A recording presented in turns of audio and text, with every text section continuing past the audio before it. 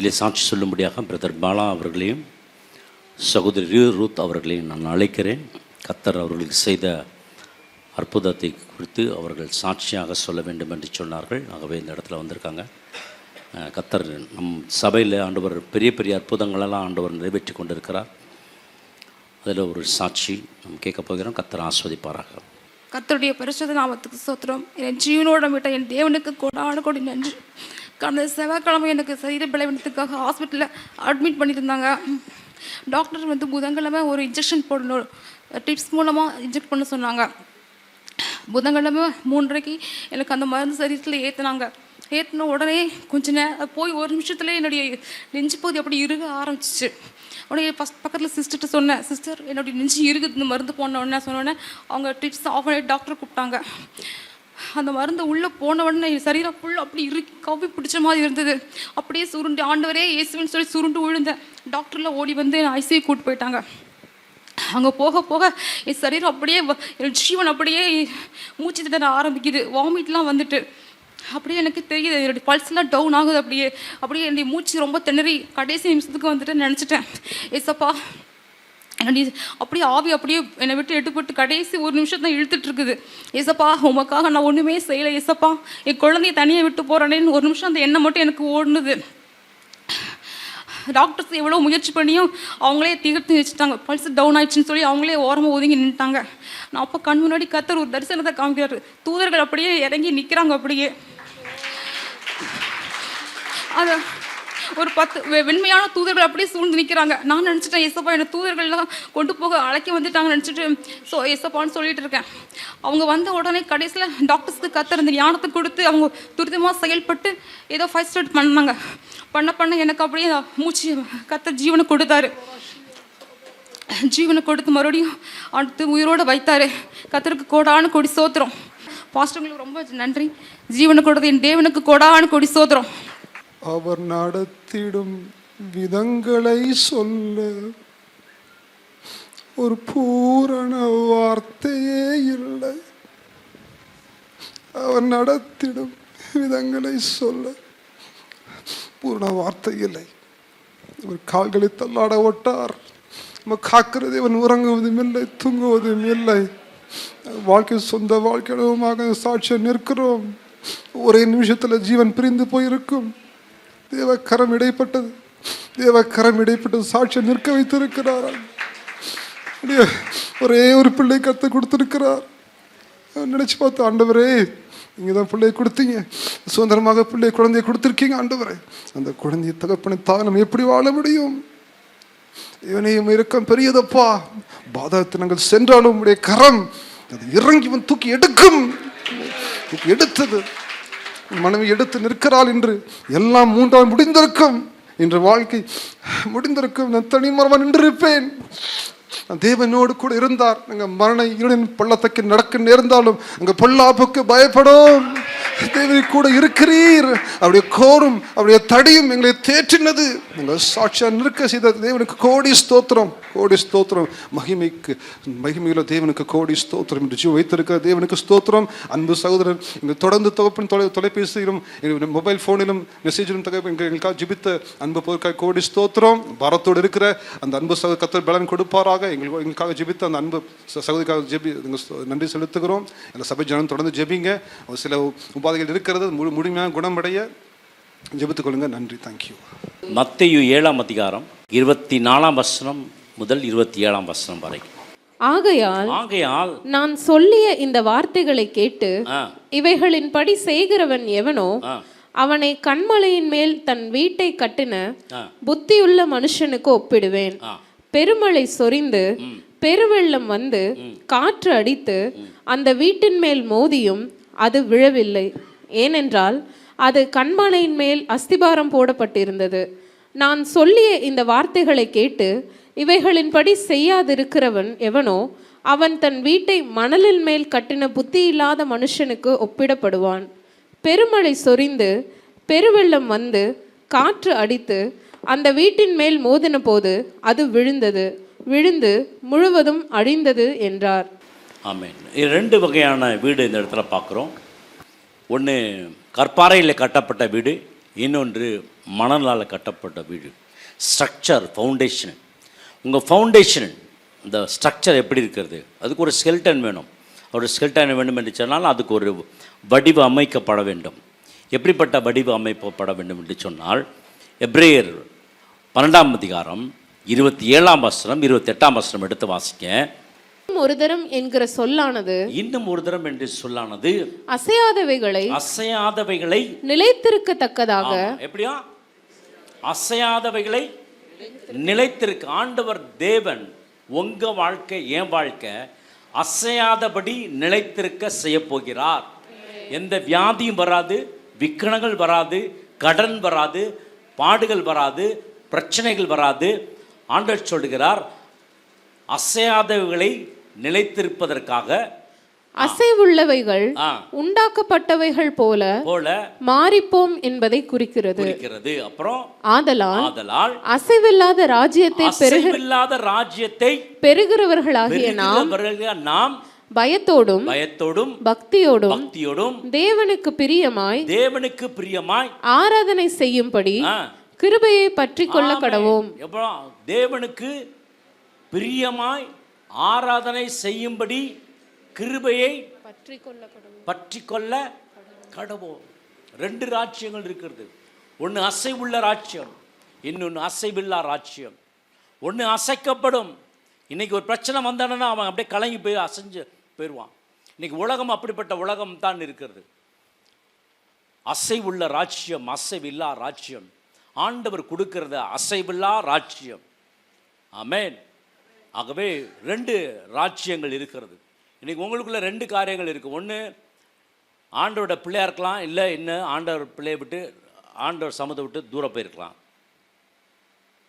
அவங்கெல்லாம் அசைவு உள்ளவர்களாக இருப்பாங்க. அசைவு இல்லாதவர்கள் எப்படி இருப்பாங்கன்னா, ஜெபத்தில் தரித்திருப்பாங்க, ஆராதனையில், துதியில், வேத வாசிப்பில், ஆண்டோட வார்த்தைக்கு கீழ்ப்படுத்திருப்பாங்க. ஆகவே வசனம் சொல்கிறது, நாம் பயத்தோடும் பக்தியோடும் தேவனுக்கு எப்படி இருக்கணுமா, பிரியமான ஆராதனை. சொல்லுங்களேன், பிரியமான. ஆமாம், பிரியமான ஆராதனை. ஒருவேளை மனுஷனுக்கு பிரியம் இல்லாமல் இருக்கலாம், ஆனால் நீங்கள் பாடுறது தேவனுக்கு பிரியம். அப்படின்னு நீங்கள் பாடினீங்கன்னா, அப்படி நீங்கள் ஆராதிச்சிங்கன்னா, அந்த கிருபையை பற்றி கொண்டு இருக்க. எந்த கிருபை? அசைவில்லாத ராஜ்யத்தை பெற்று கொண்டு இருக்கிறோம். உங்கள் குடும்பத்துக்குள்ள அசைவில்லாத ராஜ்யம் வேணும். இன்றைக்கி தடுமாற்றம், ஒரு கம்பெனி தடுமாற்றம் ஆரம்பிச்சிச்சுன்னா, அவன் அந்த கம்பெனியை சரி செய்யலைன்னா கொஞ்ச நாள் அந்த கம்பெனி திவாலாயிரும். அவ்வளோதான், முடியும். ஒரு பேங்க்கு ஓடிட்டுருக்கிற அந்த பேங்க்கு ப்ராஃபிட்டபிளில் போயிட்டு இருந்துச்சுன்னா அந்த பேங்க்கை ரன் பண்ண முடியும். இல்லைன்னா அந்த பேங்க்கில் வந்து அசைவு ஆட ஆரம்பிச்சிச்சின்னு வச்சுக்கோ, குடும்பம் ஆட ஆரம்பிச்சிச்சின்னு வச்சுக்கோ, அந்த குடும்பத்தில் சமாதானம் இருக்காது, சந்தோஷம் இருக்காது, அந்த குடும்பத்தில் என்ன இருக்காது, ஐஸ்வர்யம் இருக்காது, எல்லாம் விலகி போயிடும். இன்றைக்கி ஆண்டவரை தேடுறதுக்கு மனுஷனுங்கள் இல்லைங்க. குடும்பத்தில் பிரச்சனை, குடும்பத்தில் போராட்டம், வேலையில் போராட்டம், பிள்ளைகளில் போராட்டம், எல்லாம் போராட்டம் வரும்போது அசைவு உண்டாப்ப நம்ம எப்படி இருக்கணுமா, கிறிஸ்துவுக்குள்ள நங்கூரமாக இருக்க வேண்டும். ஆமாமே, ஹல்லேலூயா. இந்த சர்ச்சோட பில்டிங்கோட ஃபவுண்டேஷன் யாரும் பார்க்க முடியாது. ஆனால் இதுக்குள்ளே என்ன இருக்குன்னா, பயங்கரமான ஃபவுண்டேஷன் ஒன்று போட்டிருக்காங்க. அதனால தான் அந்த 2 மாடி இருக்கிறதுக்கு அந்த உறுதியை கொடுத்துருக்காரு. சப்போஸ் ஃபவுண்டேஷன் சரியில்லை வச்சுக்கோங்க, பொத்துனு கீழே விழுந்துடும். நமக்கும் அப்படி தான், சரீரத்துக்குள்ள ஒரு ஃபவுண்டேஷன் இருக்குது. என்ன இருக்குது? தலைக்கு பார்த்திங்கன்னா ஒரு அது தகுந்த மாதிரி எலும்பு இருக்கும், கைக்கு தகுந்த மாதிரி ஒரு எலும்பு, காலுக்கு தகுந்த மாதிரி ஒரு எலும்பு, இடுப்புக்கு தகுந்த மாதிரி ஒரு எலும்பு. இதுக்கு மேலே தான் ஆண்டவர் என்ன பண்ணுறாருலாம், தோலை வச்சு, அதுக்கப்புறம் வெயின் வச்சு, நரம்பு வச்சு, அதுக்கப்புறம் திசுக்கள்லாம் வச்சு, சதைகளை வச்சு, தோளால் முடியை கொடுத்து, மீசையை கொடுத்து. ஃபவுண்டேஷன் வீக்குச்சுன்னா நம்ம உடம்பு பார்த்திங்கன்னா நல்லா இருக்கும், நாளாக அதுக்கும் வயசாகிட்டே போகுது இல்லையா. அது கொஞ்சம் கொஞ்சமாக வளைய ஆரம்பிக்கும். நல்லா நிமிர்ந்து நடக்கிறவங்க கூணு போட ஆரம்பிப்பாங்க. அதுக்கப்புறம் பார்த்திங்கன்னா பலவீனங்கள் இருக்கும். ஆனால் பிரியமான தேவச்சனமே, ஆண்டவர் சொல்கிறாரு மத்தேயு 7ஆம் அதிகாரத்தில் 24 27 வரைக்கும், நீங்கள் எது மேலே கட்டப்பட்ட வீடாக இருக்கணுமா? ஆமாம், கற்பாறையில் கட்டப்பட்ட வீடாக இருக்கணும், நங்கூரமாக இருக்கணும், ஸ்ட்ராங்காக இருக்கணும். ஆண்டவர் சொல்கிறாரு, நீங்கள் எப்படி நம்ம துதிக்குமா, ஆவியோடும் உண்மையோடும் ஆண்டவர் என்ன செய்யணுமா, ஆராதனை பண்ணுமா. ஆகவே நம்ம சரீரத்தில் இருக்கிற நாம் சட்டுன்னு உடனே ஆவிக்குள்ளே போக முடியாது. ஆனால் அந்த சரீரம் என்ன சொல்லுன்னா, இன்றைக்கி சர்ச்சு முடிஞ்சோன்னா அங்கே போயிட்டு தான் வீட்டுக்கு போகணும் அப்படின்னு மைண்டு சொல்லும். இந்த சைன் சொல்லும். உடனே ஆத்மாவும் கேட்டா ஆமாம் ஆமாம் அப்படின்னு சொல்லிட்டு. தேவன் எப்படி இருக்காருன்னா சரீரத்தை தொட மாட்டார், தேவன் ஆவியை தொடுவார். ஆவியை தொடரும் பொழுது என்ன மாற்றங்கள் நடக்கும்னா ஆத்துமத்தில் மாற்றங்கள் நடக்க ஆரம்பிக்கும். நீங்கள் அழக ஆரம்பிப்பீங்க, தேவ பிரச்சனை உங்கள்கிட்ட வரும், சரீரத்தில் மாற்றம் இருக்கும், அழ ஆரம்பிப்பீங்க. என்னையும் ஆண்டவர் நேசித்தார். எபினேசரே எபினேசரே, என் கூட இருக்கிறவரே, எனக்காக நீங்கள் நிற்கிறீங்களே, நான் உன்னை பூமியிலேருந்து ஆராதிக்கிறேன்னே, அப்படிலாம் நீங்கள் திங்க் பண்ண ஆரம்பிக்க உங்களுடைய பிரச்சனை மழை போல் இருந்தாலும் அது பனியை போல் இந்த நாளில் மாறி போகும். பர்வதங்களும் மெழுகு போல உருகி போகும். எப்படி தெரியுமா? நீங்கள் புலம்புறதுனால அல்ல, நீங்கள் ஆராதிக்கிறதுனால. நீங்கள் புலம்புறதுனால அல்ல, நீங்கள் கவலைப்படுறதுனால அல்ல, பயத்தோடும் பக்தியோடும் தேவனுக்கு பிரியமான ஆராதனை செய்கிறபடினால் அந்த கிருபை நீங்கள் பற்றி கொள்கிறீங்க. தேவனை ஆராதிச்சு பாருங்க, தேவ சமூகத்தில் இருந்து ஆராதிச்சு பாருங்க. இதெல்லாம் எங்கே நடக்கும் தெரியுமா? வீட்டிலே நடந்துடணும். இங்கே வந்த உடனே டேக் ஆஃப் தான். இங்கேருந்து வந்த உடனே முதல் பாட்டு ரெண்டாவது பாட்டு தேவ பிரச்சனை இறங்க ஆரம்பிச்சிடும். நம்ம வீட்டிலேருந்து சரியாக சோம் பண்ணிட்டு வந்தீங்கன்னா இந்த இடத்துல வரும்பொழுது தெய்வத்தை பிரச்சனத்தை கர்த்தர் கொடுப்பார். அவன் தான் எப்படிப்பட்டவன்? நான் புத்தி உள்ள அவன் கற்பாறையில் கட்டப்பட்டவனாக இருக்கிறான். அப்போ பெரிய மழை வந்தாலும் ஒன்றும் செய்யாது, பெரிய புயல் வந்தாலும் ஒன்றும் செய்யாது. ஆகவே சர்ச்சுக்குள்ளே வரும்பொழுது கர்த்தர் ஆஸ்வதிப்பார். சர்ச்னால் யாருங்க? சர்ச்னால் யாரு? சர்ச்னால் நீங்களும் நானும் தான் சர்ச். நித்தியமாக ஆண்டவராகிய தேவன் நமக்கு ஒரு ஆலயத்தை கர்த்தர் உண்டாக்கி வைத்திருக்கார். எப்படி தெரியுமா? சுத்தியில ஆணி, இயேசுவின் ரத்தம். இந்த 3 காரியங்கள் ஆண்டவராகிய இயேசு கிறிஸ்துவை சிலுவையிலே கொண்டு அறைய செய்தது சுத்தியில் தேவைப்பட்டது. இயேசுவோட கரங்களை அழிப்பதற்கு எது தேவைப்பட்டதுன்னா ஆணி தேவைப்பட்டது. இந்த ஆணியில் என்ன வந்துச்சுன்னா, அந்த ஆணியில் அடிக்கும் பொழுது ரத்தம் அந்த ஆணியில் பட ஆரம்பித்தது. சுத்தியல் முக்கியமான ஒரு காரியமாக இயேசு கிறிஸ்து இந்த 3 காரியங்களை, 3 ஆணிகள், 3 நெயில்ஸ், 3 நெயில்ஸ், ஒன்று 2 கையில் 1 காலில். இந்த வச்சு தான் ஆண்டவர் நிரந்தரமாக உங்களுக்கும் எனக்கும் ஒரு தீர்வை கர்த்தர் உண்டாக்கினார். இன்னைக்கு நம்ம பரலோகத்துக்கு போகிறோம் அப்படின்னு சொன்னால் யாரால தெரியுமா? நீங்கள் பண்ணுற ஜெபத்தால் இல்லை, ஆண்டவராகிய இயேசு கிறிஸ்துவால். அவரை நீங்கள் தேடும்பொழுது கர்த்தர் உங்களையும் என்னையும், இன்றைக்கு நீ என்னோடு கூட பரதேசில் இருப்பாய் என்று சொன்னப்பட்ட வார்த்தையின்படி இன்றைக்கு நீங்களும் நானும் அவரோடு கூட இருப்போம். ஆமென். இந்த இயேசு கிறிஸ்து மாத்திரம் ஒப்பு கொடுக்கலன்னு வச்சுக்கோங்களேன், அவர் மாத்திரம் வரலன்னு வச்சுக்கோங்களேன், மேசியா நம்முடைய குமாரனை அனுப்பலன்னு வச்சுக்கோங்களேன், இயேசு கீழ்ப்படியில் வச்சுக்கோங்களேன், நமக்கு என்ன இல்லை? ரட்சிப்பு இல்லை, சுகம் இல்லை, ஆரோக்கியம் இல்லை. நம்மளாம் எப்படியோ வாழ்ந்திருப்போம், எப்படியோ அழிஞ்சிருப்போம். ஆனால் இன்ன வரைக்கும் ஆண்டவராகிய தேவன் உங்களுக்கும் எனக்கும், அவர் சொல்கிறார், நான் என் சபையை கட்டுவேன், பாதாளத்தின் வாசல் சபையை மேற்கொள்ளாது. ஆண்டவர் சொல்ல, நான் சபையை கட்டுவேன். எடுத்து வாசிக்கலாம், மத்தேயு 16:18 எடுத்து வாசிக்கலாம். மேலும் நான் உனக்கு சொல்லுகிறேன், நீ பேதுருவாய் இருக்கிறாய், இந்த கல்லின் மேல் என் சபையை கட்டுவேன். ஆண்டவராகிய தேவன் சொல்றார், கல்லின் மேல் கட்டுவேன். மண்ணன் இல்ல, டெம்பரவரி இல்ல, அழிந்து போறதில்ல. இந்த கல்லின் மேல் என்ன பண்ணுவாராம்? என் சபையை கட்டுவேன். அப்புறம் பாதாளத்தின் வாசல்கள் அதை மேற்கொள்வதில்லை. ஆமென். The gates of the hell shall never prevail against. அது பிரவேசிக்காது. ஆண்டவர் சொல்றான், கல்லின் மேல் கட்ட போகிறேன். ஆண்டவர் சொல்றான், என்ன வச்சு கட்ட போறேன்? என்னுடைய ரத்தத்தை வைத்து, என்னுடைய பலிகளை வைத்து, ஏன்னா உங்களுக்காக எனக்காக அவர் சிலுவையில சிந்தின ரத்தத்தை வைத்து உங்களை என்னையும் ஆண்டவர் இன்றைக்கு ஜீவனை கர்த்தர் கொடுத்திருக்கிறார். இன்னைக்கு ஒரு நிச்சயம் இருக்கிறது, நம்ம மரித்தாலும் என்ன செய்தாலும் ஆண்டவருக்கு தேவன் பரலோகத்தில் நமக்கு இடம் உண்டு. இது நமக்கு நிரந்தரம் அல்ல, இது நிரந்தரம் இல்லை. பார்க்குறதெல்லாம் நிரந்தரமா? இதெல்லாம் நிரந்தரமா? இல்லை, இதெல்லாம் நிரந்தரம் இல்லை. அசைவு இதெல்லாம் பார்த்தீங்கன்னா அசையக்கூடியது இதெல்லாம். ஆனால் அசைவில்லாத ராஜ்யத்தை கர்த்தர் உங்களுக்கு எனக்கு ஆண்டவர் வைத்திருக்கிறார். அதுதான் பரலோகம். அது யார் மூலமாக போக வேண்டும் என்று சொன்னால் ஆண்டவராக இயேசு கிறிஸ்து மூலம் உங்களுக்கும் எனக்கும் பரலோகத்தை ஆண்டவராகிய தேவன் ஆயத்தம் பண்ணி வைத்தது இல்லாமல் அதுக்கு போகிறதுக்கு வழியும் ஆண்டவர் உங்களுக்கு எனக்கும் ஆண்டவர் செய்து கொடுத்திருக்கிறார். நீங்கள் எப்படி இருக்க வேண்டும் என்று சொன்னால் புத்தி உள்ளவர்களாக இருக்க வேண்டும். எப்படிப்பட்டவர்களாக இருக்க வேண்டும் என்று சொன்னால் கண்மலையில் கட்டப்பட்ட கற்பாறையில் கட்டப்பட்ட வீடுகளாக இருக்க வேண்டும். மண் இல்லை. ஒரு பிரச்சனை வந்துச்சுனாலும் ஒரு போராட்டம் வந்துச்சுன்னா விசுவாசத்தை விட்டு ஓடி போயிடுவாங்க, இருக்க மாட்டாங்க. ஒரு காரியம் நடக்கலன்னு வச்சுக்கோங்களேன், ஆண்டவரை போட்டு திட்டி தள்ளிடுறது. போங்க ஆண்டவரை, உங்களுக்காக எவ்வளோ ஊழியம் செஞ்சேன், என்ன பண்ணேன், நான் பிறந்ததே வேஸ்ட்டு. இது ஆண்டவர் கேட்டுட்டு இருப்பாரா இருக்க மாட்டாரா? சொல்லுங்களேன். கேட்டுட்டு இருப்பாரா? கண்டிப்பாக இருப்பார், கேட்டுட்டு இருப்பார். நீங்கள் அங்கே போய் நிற்கிறப்ப அன்னைக்கு இப்படி சொன்னல அப்படின்னு சொல்லுவாரா? அவர் சொல்ல மாட்டார். பேதுருவே ஒன்றும் சொல்ல. பேதுரு என்ன செஞ்சான்? மறுதளிச்சான். ஆனாலும் பேதுருவிட்ட போய் பேதுருவே ஏன் என்னை மறுதளிச்சான்னு கேட்டாரா? இல்லை. நீ ஆடுகளை மேய்ப்பியா? ஒரு வேலையை கர்த்தர் உங்களுக்கு எனக்கும் கொடுத்துருக்கிறார். உங்களுக்கு எனக்கும் ஆண்டவர் ஒரு வேலையை கர்த்தர் கொடுத்துருக்கார். என்ன தெரியுமா? மற்றவருக்கு சுவிசேஷத்தை சொல்ல வேண்டும். அப்போ தான் நீங்கள் கற்பாறையில் கட்டப்பட்ட வீடாக இருக்கிறீங்க. நீங்கள் ஸ்ட்ராங்காக இருந்தால் தான் மற்றவங்களுக்கு சொல்ல முடியும். உங்களுக்கே கவலையும் கஷ்டமும் துக்கமும் பாரமும் வியாதி இருந்துச்சுன்னா எப்படிங்க மற்றவங்களுக்கு சொல்லுவீங்க? எப்படி சொல்லுவீங்க? சொல்ல முடியாது. ஆனால் சபைக்கும் பிசாசுக்கும் எப்பொழுதும் போராட்டம் இருக்கும். சபை என்று சொல்லும் பொழுதே தேவனுடைய சரீரம். எப்பொழுதும் போராட்டம் இருக்கும். உங்களுக்கு எப்பவும் போராட்டம் இருக்கும். ஆனால் போராட்டமே வாழ்க்கையாக இருக்காது. நீங்கள் ஜெயிப்பீங்க. ஆண்டவர் சொல்லிட்டார், நான் ஜெயித்துட்டேன் அப்படின்ட்டார். நான் ஜெயித்துட்டேன். அவர் ஜெயிச்சிட்டாருன்னா நம்மளும், ஆமாம், அவரே ஜெயிக்கிறப்ப அவர் நமக்காக தான் என்ன பண்ணுறாரு, ஜெயிச்சிருக்கார். பிசாசு ஒரு பெரிய ஒரு மேட்டரே கிடையாது ஆண்டவருக்கு, தெரியுங்களா?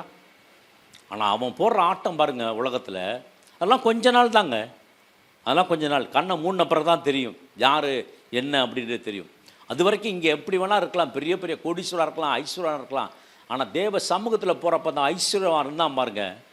அவன் ஒன்றுமே பண்ணல, பெரிய ஐஸ்வர்யவான், ரதாம்பரம் உள்ள அப்படி சாப்பாடு ஃபீஸ்ட் அது இதுன்னு இருந்துச்சு. படத்தில் செத்து போன பிறகு எங்கே போனான்? ஏன்? அவன் வாழ்க்கையில் என்ன இல்லை? இயேசு கிறிஸ்து இல்லை. அவன் வாழ்க்கையில் நன்மை செய்கிற கணம் இல்லை. பிரியமான தேவ சனமே, அன்னதானம் போடுறவங்களாம் பரலத்துக்கு போயிடுவாங்களா அப்படின்னு போட்டிருக்காங்க எங்கேயாவது? அன்னதானம் பண்ணுங்க, பண்ண வேணான்னு சொல்ல, கொடுங்க. அன்னதானம் பண்ணுறதுனால பரலோகத்துக்கு போயிடுவாங்க அப்படின்னு அப்படித்தான் அன்னதானம் போடுறாங்க. இல்லை, இயேசுவின் ரத்தம் கழுவப்பட்டால் ஒழிய பரலோகத்துக்கு போக முடியாது. ஆமென். முக்கியமான என்ன வேணும்னா இயேசுவின் ரத்தம். ஆளு சுவிசேஷம். யாருக்காவது ஒருத்தருக்கு ஆண்டரை பற்றி சொல்லியிருக்கீங்களா?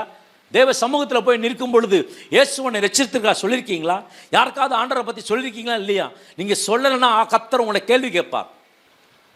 நான் ஏன் சொல்கிறேன்னா, இயேசுவோடு வாழாத வாழ்க்கை நிறைய பேர் வாழ்ந்து கொண்டு இருக்கிறனால தான் அவங்க உள்ளத்தில் சமாதானம் இல்லை. பிசாசு பல இதை கொண்டு வர முடியாதுன்னு சொல்ல முடியாது, கொண்டு வருமா. ஆனால் அதன் நடுவில் கர்த்தர் அற்புதம் செய்வார்.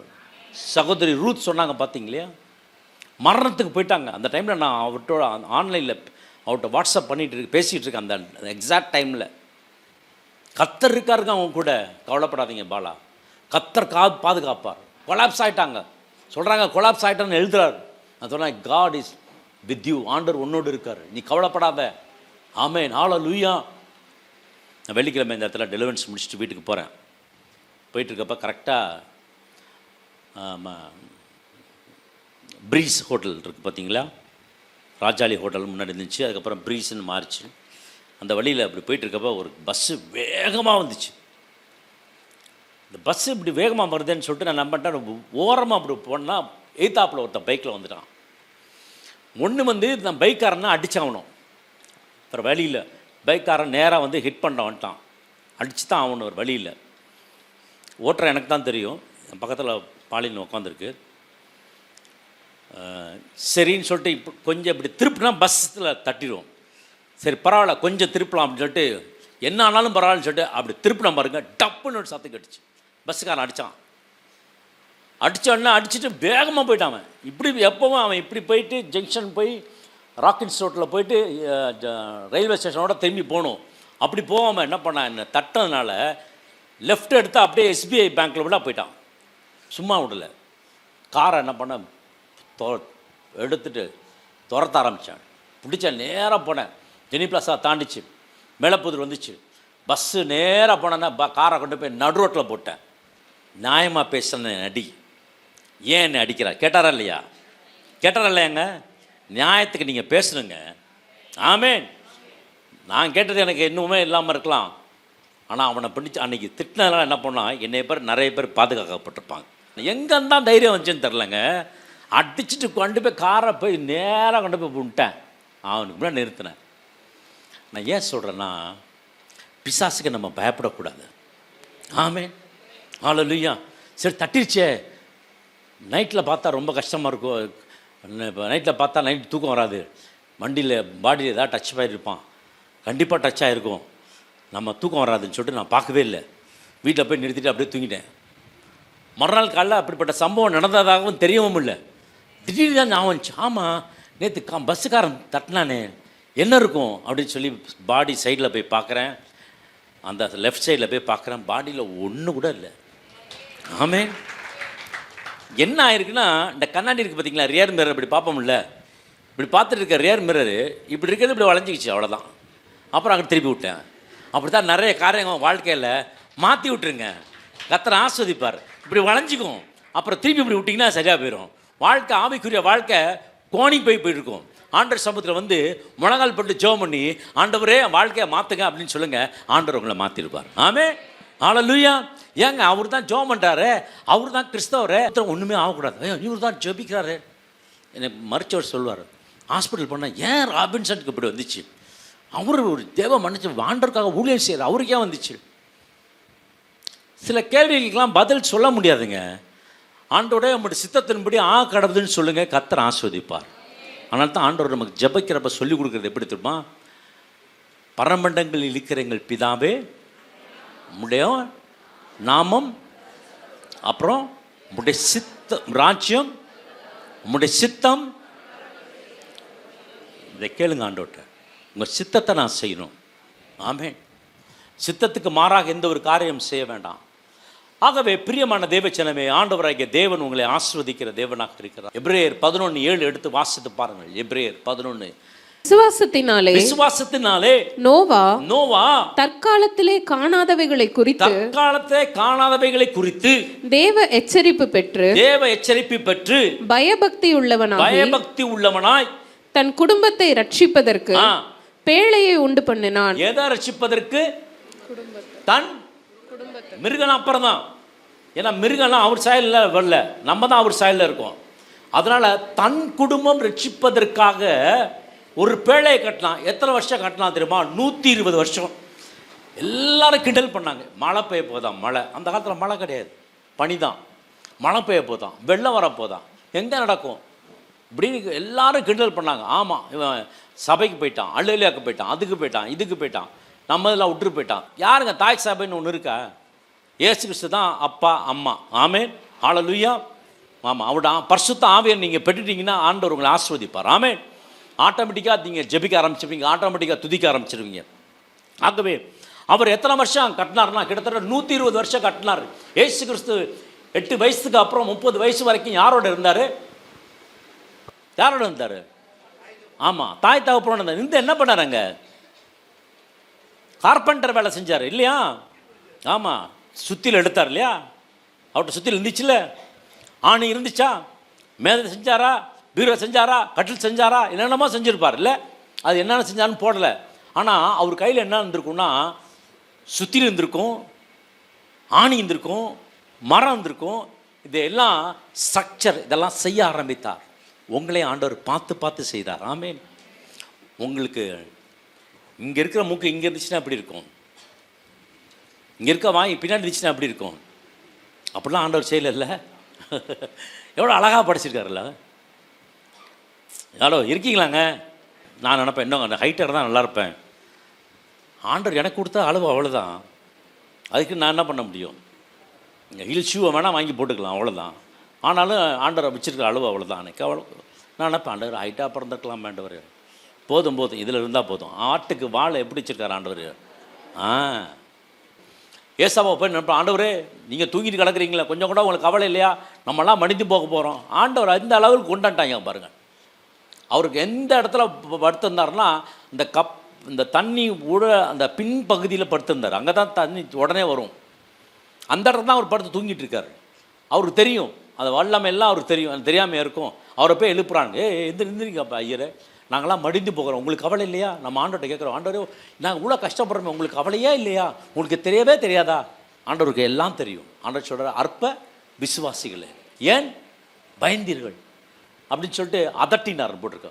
பிரச்சனை வரும்பொழுது பிசாசை பார்த்து அதட்டுங்க. இயேசு நாமத்தில், இயேசு நாமத்தில், எல்லாம் சேர்ந்து சொல்லுங்க, இயேசு நாமத்தில், இயேசு நாமத்தில், இயேசு நாமத்தில். ஆமே, இது நீங்கள் பிசாசுக்கு இரையாகிடக்கூடாது அப்படின்னு சொல்லி உங்களுக்கும் எனக்கும் ஆண்டவர் பரிசுத்த ஆவியான கர்த்தர் கொடுத்திருக்கிறார். அப்போஸ்தலர் 1:8 சொல்லுகிறது, பரிசுத்த ஆவி உங்களிடத்தில் வரும்பொழுது நீங்கள் பலன் அடைந்து, உங்களை பலன் அடையும்படி கர்த்தர் வைத்திருக்கிறார். ஆமே. ஒருவேளை சில நேரத்தில் நமக்கு பலன் இல்லாத போல இருக்கும், டெம்பரரியாக இருப்போம். நீங்கள் டெம்பரரி கிடையாது, நீங்கள் பெர்மனண்ட். எப்போ தெரியுமா? இயேசுவின் ரத்தம் உங்கள் பாவங்களை கழுவின பொழுது நீங்கள் என்ன ஆகிட்டே தெரியுமா? நித்திய ஜீவனுக்குள்ளே பிரவேசிக்க ஆரம்பிச்சிட்டிங்க. உலகம் வேணால் டெம்பரரியாக இருக்கலாம், ஆனால் நீங்களும் நானும் பெர்மனண்ட்டு. ஆமேன், ஹல்லேலூயா. ப்ரொபேஷன் பீரியட் கூட கிடையாது, டைரெக்டாக பெர்மனண்ட்டாக கர்த்தர் உங்களை கொடுக்க போகிறார், ஆசீர்வதிக்க போகிறார், நன்மை கொடுக்க போகிறார், சுகத்தை கொடுக்க போகிறார், ஐஸ்வர்யத்தை கொடுக்க போகிறார். ஆண்டவர் சில பேரை பிறக்கும் பொழுதே பெர்மனண்ட்டாக பிறக்க வைப்பாங்க. சிம்சோனை பார்த்தீங்கன்னா பிறக்கும் பொழுதே பார்த்தீங்கன்னா நசரேயுடைய விரதம். அவன் என்ன செய்ய வேண்டும் என்று சொன்னால், இஸ்ரவேலின் பெலிஸ்தியர் கைக்கு இருந்து அவன் விடுதலை ஆக்க வேண்டும். அப்படியே தான் ஆண்டவர் அவனை படைத்தார். அவனுக்குள்ளே பார்த்தீங்கன்னா இந்த பலன் பார்த்தீங்கன்னா உட்காந்து ஃபாஸ்டிங் இருந்து 40 நாள் ஃபாஸ்டிங், 30 நாள் ஃபாஸ்டிங், 21 நாள் ஃபாஸ்டிங், 3 நாள் ஃபாஸ்டிங் போட்டு அந்த பலத்தை பெற்றுக்கொண்டான். இல்லை, தாயின் கருவில் இருக்கும் பொழுது ஆண்டவராகிய தேவன் அவனுக்கு நசரேய விரதத்தை கர்த்தர் கொடுத்தார். அதன் மூலமாய் அவனுடைய பலன் ஆண்டவர் அவனுக்கு உண்டானது. அவனுடைய முடி சரைக்கக்கூடாது, அதுக்கப்புறம் ஒயின் சாப்பிடக்கூடாது, எதிரி சாப்பிடக்கூடாதுன்னு சொன்னால் திராட்சரசம் சாப்பிடக்கூடாது, அதுக்கப்புறம் செத்த எந்த ஒரு சடலத்தையும் தொடக்கூடாது.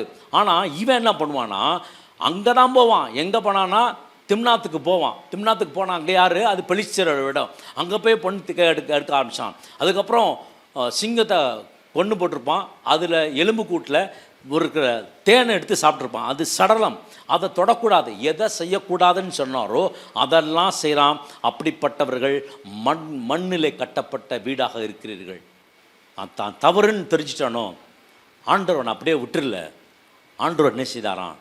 இந்த ஒரு விஷயம், ஆண்டவரே உங்களுடைய அபிஷேகம், உங்களுடைய ஆவி எனக்கு வேணும் அப்படின்னு கேட்குறப்ப ஆண்டவர் கொடுத்தாரா கொடுக்கலையா?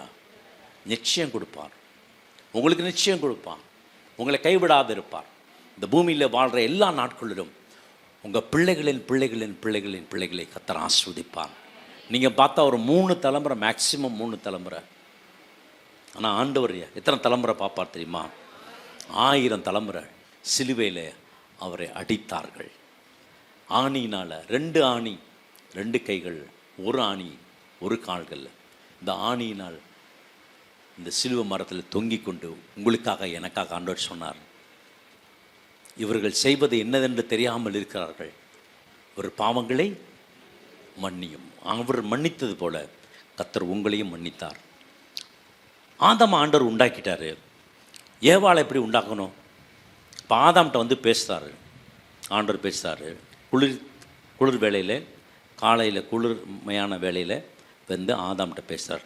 இவன் தனியாக இருக்கானே, இவன் தனியாக இருக்கிறது நல்லதல்ல, உனக்கு ஒரு துணையை உண்டாக்கலாம் அப்படின்னு சொல்லி ஆதாம்கிட்ட கேட்டாரா போய்.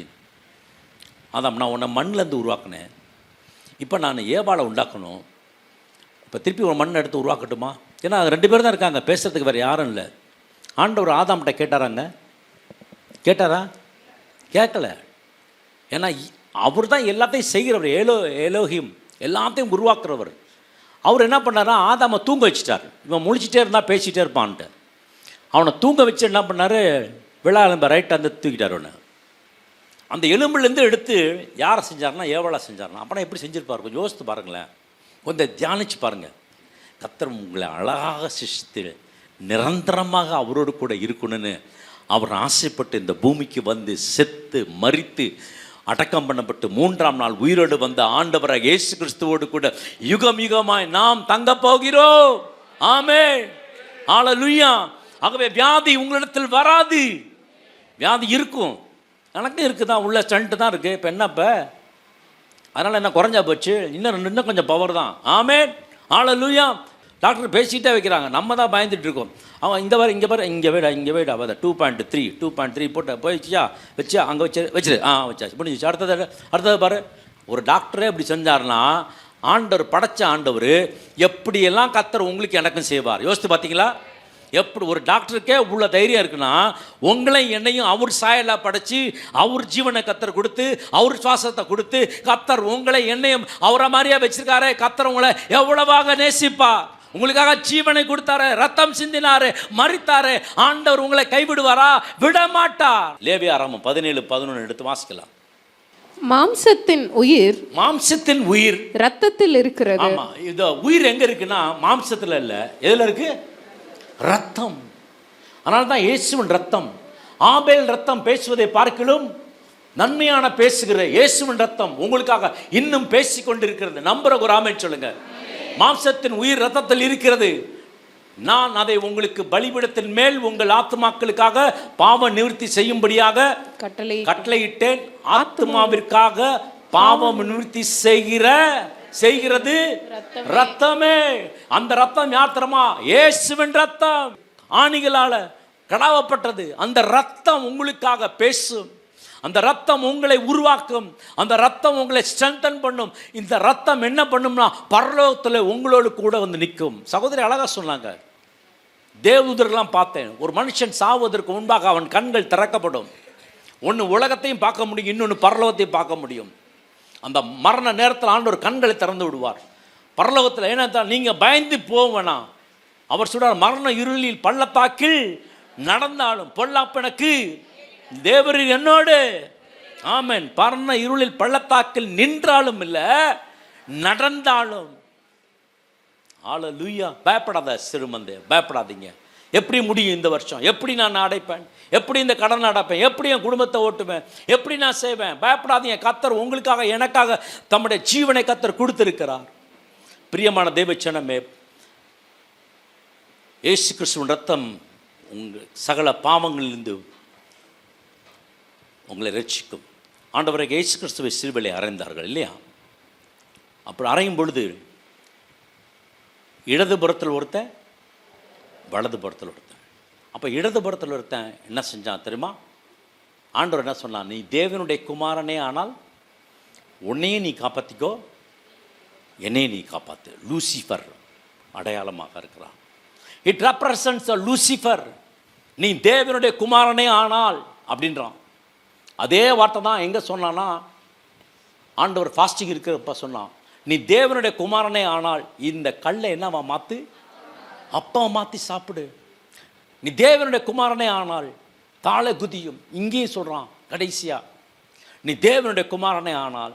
மரிக்கும் வரைக்கும் பிசாசு போராட்டங்க. சிலுவையில் தொங்கி கொண்டு இருக்கிறார். அவனுக்கு தெரியல, அவன் தலையை நசுக்கியிருக்கான்னு அவனுக்கு தெரியல, தெரியாமல் உளறிட்டு இருக்கான். நீ தேவனுடைய குமாரனே ஆனால் நீ சிலுவையிலேருந்து இறங்கி வா, என்னையும் காப்பாற்று. இவன் லூசிஃபருக்கு அடையாளமாக இருக்கிறான். இன்னொருத்தர் இருக்கிறான் வலதுபுறத்தில், அவன் ஆதாமுக்கு அடையாளமாக இருக்கிறான். அவன் சொல்கிறான், ஆண்டவர் நாங்கள் தப்பு ராஜ்யத்தில் வரும்பொழுது என்ன பண்ணுங்க, அவ்வளோதான் செஞ்சான். இல்லை வேறு ஒன்றும் செய்யலையே, ஒரே ஒரு வார்த்தை தான் சொன்னோம். ராஜ்யத்தில் வரும்பொழுது என்ன நினச்சிக்கோங்க, நான் தப்பு சொல்லிட்டேன், அவெல்லாம் சொல்லலை. ஆனால் ஒரே ஒரு வார்த்தை சொல்கிறான், ராஜ்யத்தில் வரும்பொழுது நினைத்து கொள்ளுங்க. இது ஆண்டோட இருதயத்தை அப்படியே மாற்றி சொல்கிறாரு, இன்றைக்கு நீ என்னோடு கூட. ஆமேன். ஹல்லேலூயா. இதுதான் கற்பாறையில் கட்டப்பட்ட வீடு. ஆமேன். ஹல்லேலூயா. இன்றைக்கு நீ என்னோடு கூட பரதேசிலே இருப்பா, என்னோடு கூட இருப்பா. பஸ்கா பண்டிகையில் எலும்புகள் முறிக்கக்கூடாது, சாப்பிடக்கூடாது. அதாவது ஒரு பஸ்கா பண்டிகையில் ஒரு ஆட்டை எடுத்து ஒரு வீட்டில் அதை சுட்டு சாப்பிடுவார்கள் என்று சொன்னால் அந்த எலும்பும் முறிக்கப்படக்கூடாது. நீதிமான்கள் எலும்புகள் முறிக்கப்படுவது இல்லை. எடுத்து வாசிக்கலாம். யோவான் 19ஆம் அதிகாரம் 35 எடுத்து வாசிக்கலாம். அவருடைய எலும்புகளில் ஒன்றும் முறிக்கப்படுவதில்லை என்கிற வேத வாக்கியம் நிறைவேறும்படி இவைகள் நடந்தது. ஆமென். பாருங்க, எல்லாரோட எலும்பையும் உடைச்சி விடுறாங்க சீக்கிரம் சாவணும்னு. ஆனால் இயேசு கிறிஸ்துட்ட வரும்பொழுது இந்த எலும்புகள் அவர் ஏற்கனவே மரித்திருந்தார். எலும்பு உடைக்க தேவையில்லை. நீங்களாம் இந்த வார்த்தையை வச்சு ஜெபிக்கணும். ஆண்டவரே, என் வாழ்க்கையில் மாவு கட்டு மாத்திரம் வரக்கூடாது. இயேசுவோட எலும்பு முறியல்னா உங்கள் எலும்பு முறியக்கூடாது. கேளுங்க ஆண்டவர்கிட்ட. இயேசு எனக்கு சுகத்தை கொடுத்தாருன்னா எனக்கும் ஆண்டவர் சுகத்தை கொடுப்பார். இயேசு எனக்கு அற்புதம் செய்தார்னா ஆண்டவர் அற்புதம் செய்வார். காரணம், நான் யாருன்னா, நான் மண்ணில் கட்டப்பட்ட வீடு கிடையாது, நான் கற்பாறையில் கட்டப்பட்ட வீடு. எனக்காக அவர் சிலுவையில் சுமந்தவர், எனக்காக அவர் சிலுவையில் மரித்தவர், எனக்காக ரத்தம் சிந்தினவர், எனக்காக ஆணி கடாவப்பட்டவர், எனக்காக ரத்தம் சிந்தப்பட்ட கை, எனக்காக ரத்தம் சிந்தப்பட்ட கால்கள், எனக்காக ரத்தம் சிந்தப்பட்ட சிலுவை, எனக்காக உயிரை கொடுத்த இந்த சிலுவை, எனக்காக ஜீவனை கொடுத்த இந்த சிலுவை, எனக்காக நித்திய ஜீவனை கொடுத்த இந்த சிலுவை, என்னை நீதிமான் ஆக்கின இந்த சிலுவை, என்னை பரிசுத்தமாக்கின இந்த சிலுவை, என்னை பரலோகத்தில் பிரஜையாய் கர்த்தர் மாற்றின இயேசுவின் ரத்தம், அது பேசுகிற ரத்தம். நீ கேளுங்க, ஆண்டவரே நான் எங்க வீடு கட்டியிருக்கிறேன்? நான் அபார்ட்மெண்ட்ஸில் இருக்கேன். நான் அதை கேட்கல. உங்கள் ஆவிக்குரிய வீடு எங்கே இருக்கு? மண்ணில் இருக்கா அல்லது கற்பாறையில் இருக்கா? கற்பாறையில் இருக்கும் என்று சொன்னால், பிரச்சனை வரும்பொழுது, போராட்டம் வரும்பொழுது, புயல் வரும்பொழுது, மழை வரும்பொழுது நீங்கள் தைரியமாக இருப்பீங்க, பயப்பட மாட்டீங்க. ஹல்லேலூயா. எந்த தீங்கு முன்னை அணுகாது. அவர் இருக்கிறவராகவே இருக்கிறார். ஆமென். தலைகளை தாழ்த்தி நம்ம கர்த்தருக்கு நாம் நன்றி செலுத்துவோம். கர்த்தாவே, இந்த அருமையான நாளில் ஆண்டவரே நீங்கள் ஆரம்பித்து கொடுத்து முடித்து கொடுத்த இந்த ஆராதனைக்காக மக நன்றி சுவாமி. ஆண்டவரே, ஒவ்வொரு பகுதியில் ஆண்டவரே நம்முடைய கிருபை இருந்ததற்காக மக நன்றி சுவாமி. கர்த்தாவே, சாட்சியின் பகுதியில் தேவன் உயிரோடு இருக்கிறார் என்பதற்கு பெரிய பலத்த கரம் எங்களோடு இறங்கியதற்காக நன்றி. உடைந்து போய் வந்த அனைத்து எத்தனையோ உள்ளங்களுக்கு கர்த்தர் ஆறுதல் கொடுக்கிற வார்த்தைகள் படி ஆண்டவரே, ஆண்டவரே சாட்சிகள் அமைத்து கொடுத்த கிருபைக்காக நன்றி. சகோதரிக்கு கொடுத்த சுகம் பலனுக்காக நன்றி. இன்று காண்கிற எகிப்தை என்று காண மாட்டாய் என்று சொல்லி நாங்கள் சபையாக இணைந்து அவர்களுக்காக நாங்கள் ஜெபிக்கிற சுவாமி.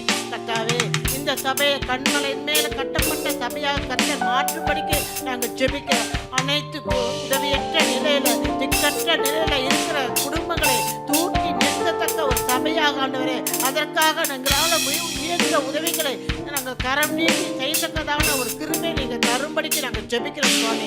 ஒவ்வொரு குடும்பத்தில் வீசுகிற புயல்கள், பெரும் வெள்ளத்தை ஆண்டவரே தப்பு வீக்கத்தக்க ஆண்டவரே ஒரு அடைக்கல பட்டினமாக இந்த சபையை நீங்கள் மாற்றும்படிக்கு நாங்கள் ஜெபிக்கிறோம். ஆண்டவரே, மண்ணான காரியங்கள் எங்களை விட்டு வெளியேறும்படிக்கு நாங்கள் ஜெபிக்கிறோம் சுவாமி. ஆண்டவரே, உமக்குள்ள ஆண்டவரே நிலைத்திருந்து வேர்பற்றி பூப்பூத்து காய் காய்த்து கனித்தருகிற ஒரு வாழ்க்கையை எங்களுக்கு கொடுத்து நீங்கள் ஆசீர்வதிக்கும்படியாக உடைய திருக்கரத்தில் எங்கள் அனைவரும் ஒப்புக் கொடுக்கிறோம். இயேசு கிறிஸ்துவின் வல்லமை உள்ள திருநாமத்தை கொண்டு நாங்கள் ஜெபிக்கிறோம். எங்கள் ஜீவனும் அன்பு கிருபை நிறைந்த நல்ல சுவாமி. ஆமென். ஜெப தேவைக்கு 9894913619. എല്ലാരും